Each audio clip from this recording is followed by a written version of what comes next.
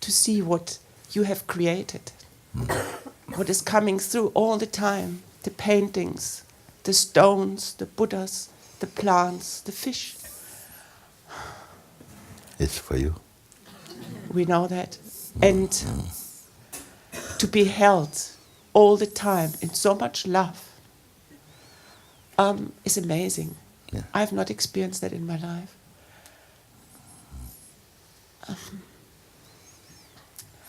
Unasked for, just being there. And last night I said to you through the window at the car whether you can help me to open my heart for love. It is open to receive that, but I know it could be even more open. But to be here in this love has done a lot. Thank you. Thank you so much. Thanks to you. Thank you. Thank you. That's very good. I like when you report about the Sangha and returning home and greeting the Sangha again in our name, and that feels very, very good for me.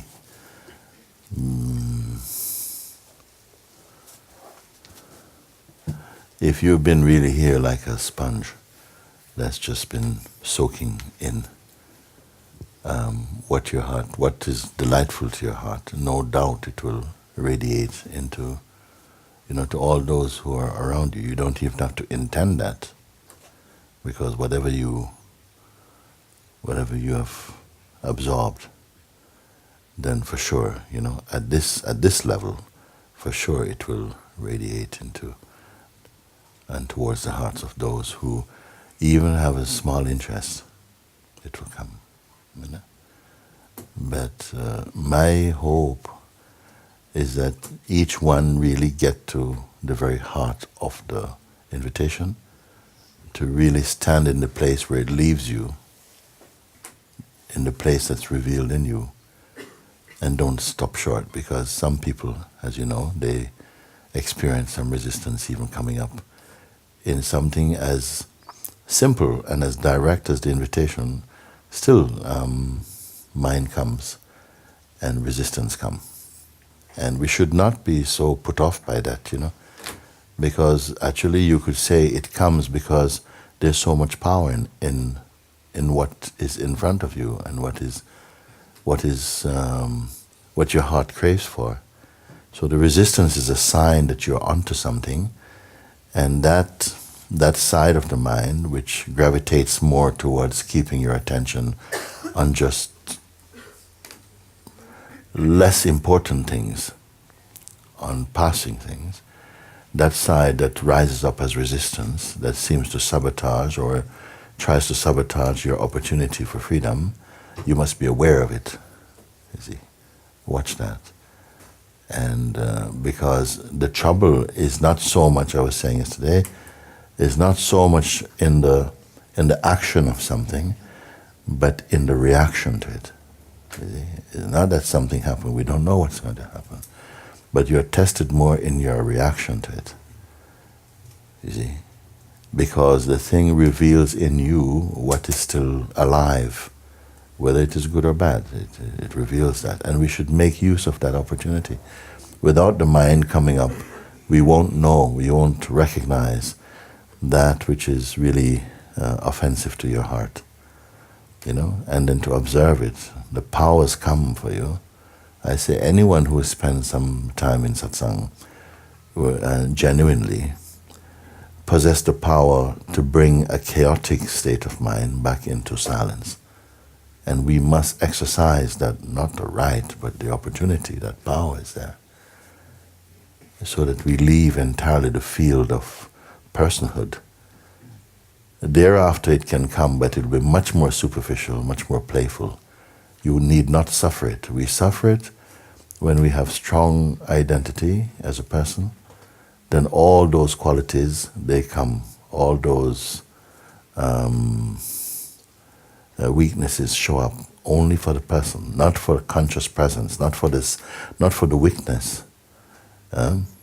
Less so for the weakness, and absolutely not for the absolute. But in the person, the realm of the person, they will taste all this seeming attack. You see, it comes in the early stages, and it will follow your self-inquiry or your invitation, your sadhana, right up for as long as it's allowed to be there.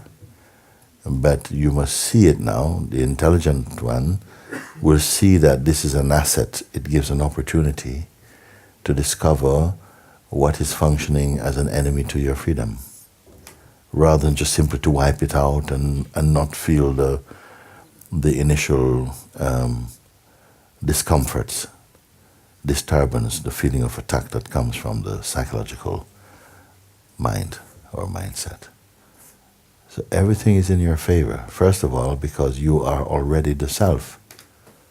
You're not going to make a self. We're only simply looking at what is not the self, actually. You see, so a lot can happen in a day.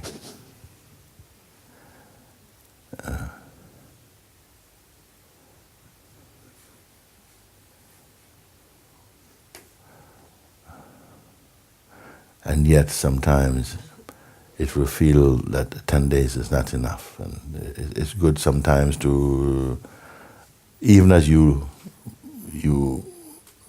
turn towards going home, something continue to mature in you in its own way. So I'd like you to greet them in Cape Town. Jani, her mom, and the friends who have been here. And Bronwyn is here as well. I think we are very strong represented. Yes, very good. Thank you. Thank you so much. Thank you. Very good. Okay.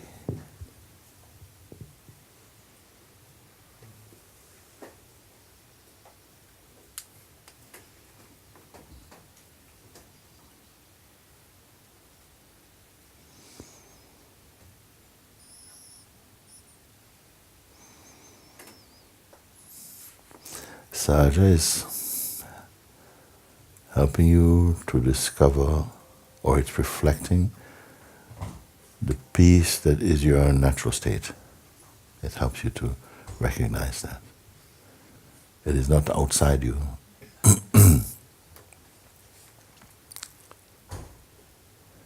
And where there is peace, contentment is there. A silence is there. A joy is there. Openness is there. Coming in, fearlessness, you see. A natural understanding, conviction that you are the formless that come. To discover the formlessness, while there is form, that is something tremendous. Because so much of human life is lived with the attention pointing outward through the senses and the mind to have contact with only what is perishable. You see.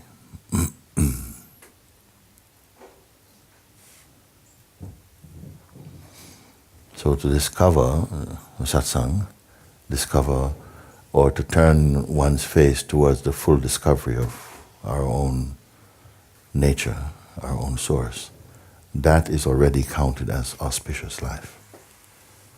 Then to go more deeply into it, so much so that what is not true to you falls away, increased auspiciousness, you see.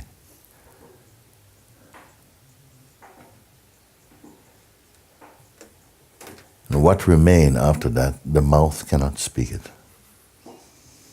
The mind cannot comprehend it.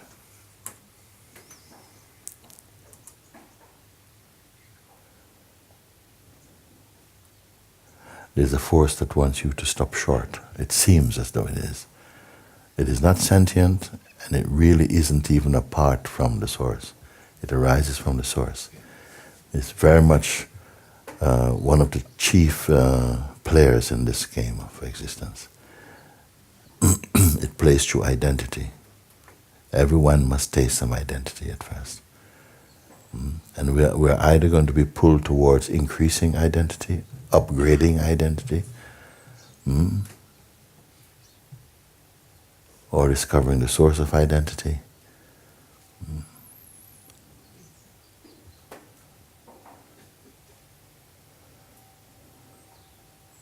And some of you have been here for some time. After a certain point, you may find that there's a certain degree of peace and joy, spontaneity, and so on. You may think of things or people and they show up, and these things will bring a lot of confidence. But they're not the goal. That must be remembered. That which is to be discovered does not fluctuate. It is the only thing that does not change, cannot leave, cannot even come. It's always here. When you know that, nothing can stand against that.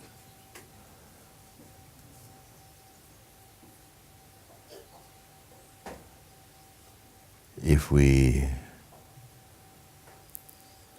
experience some of the joys of awakening and settle for this, almost like something presses pause. Say, no, I like to live like this. Then your life will plateau off this. But the work is not done.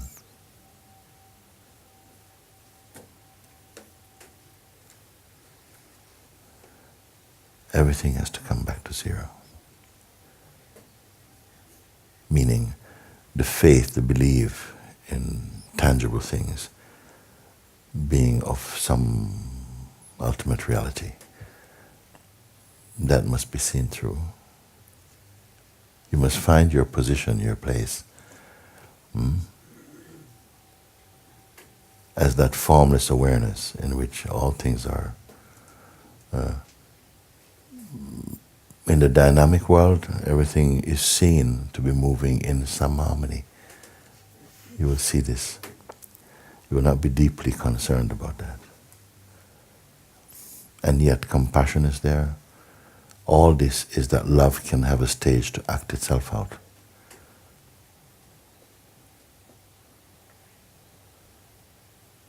And that wisdom can flourish and express its divine power.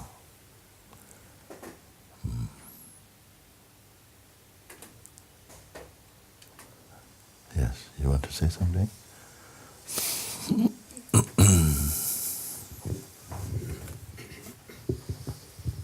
Thank you, my love. Thank you. It's also my last day here. And so much has dropped away these days.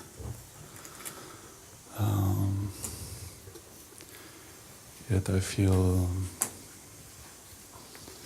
I don't want to live with a story, and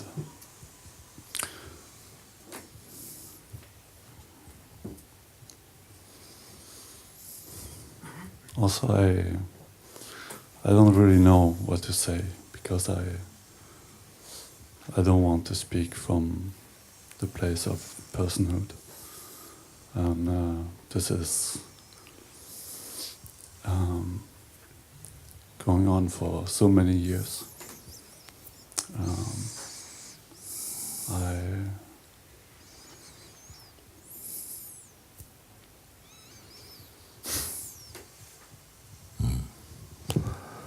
What falls off must stay off. Some things will drop away. Don't celebrate too early about them. They will come back, some, but not with that same force. If you abide in the place that you are discovering, you're loyal to it, you're faithful to it, you honor it, you recognize the importance of it, you will not have the sense that it leaves you. You see? it cannot leave, of course. That's why I say you cannot have the sense that it leaves you. But if our support, if our foundation is built inside the body-mind person, then we are already on stable ground. Because the nature of that realm of the body-mind, it fluctuates all the time. So find yourself in the place of that timeless sphere, in front of whom even the functioning of perception is also perceived. But it's not watching any movie. It's not watching movie. It does not need to turn to left or right. And yet not even the movement of one atom moves without its will. You will come to know that not by study. You cannot know it by study. Yeah. When the arrogance of outer knowledge falls away, or is melting into that heart, you come to know some things just spontaneously. You don't know how you know it. Unstudied knowledge. Or let's not say even knowledge, unstudied knowingness.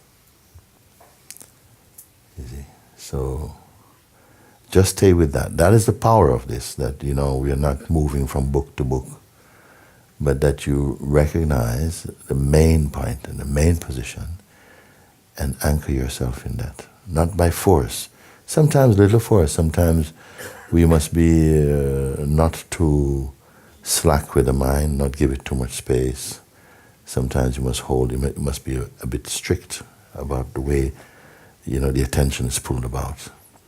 And just keep recognizing, even rather than holding the attention in anything, just recognize that even the movement of attention is perceivable. That's a significant thing, that even the movement of attention does not denote the self. That the movement of attention is also perceived. If you understand this, then you are in the unshakable place. But stay with it. Once you've found that which is yielding good fruit, stay there, stay with it. Merge your identity there. That's it. Simple. The wise or intelligent person recognizes and knows that this life must be for freedom. Use your life for freedom. Because as you come here, you begin to recognize that how much of our lives have been lived in ignorance of the truth and under the very, very limited idea of personhood, and not realizing about the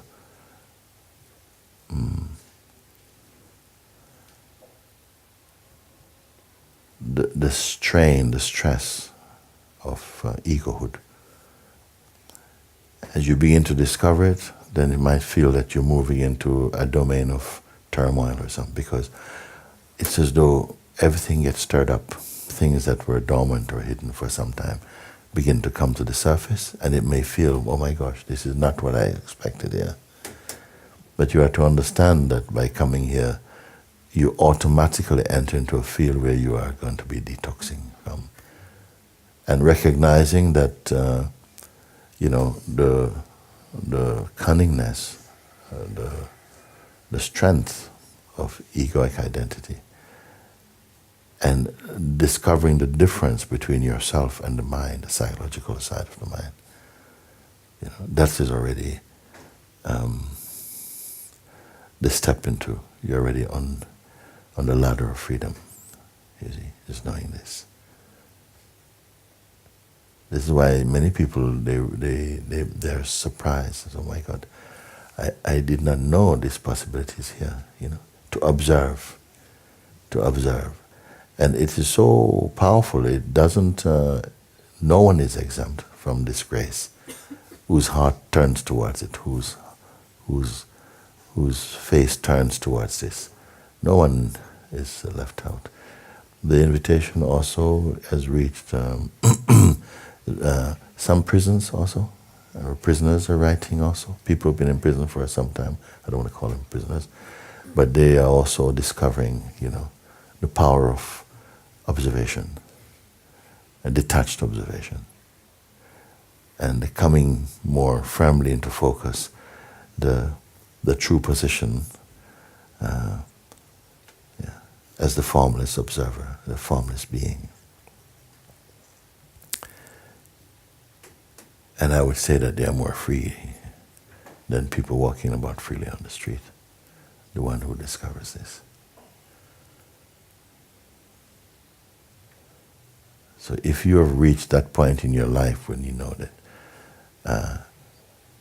I can't go back, I have not saved any bridges behind me, everything is for completing this understanding. And I would not advise anyone even to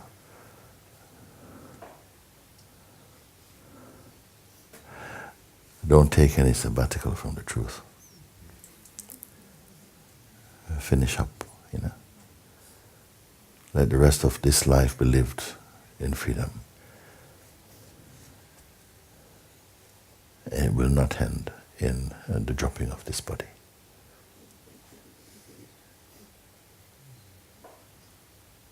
Thank you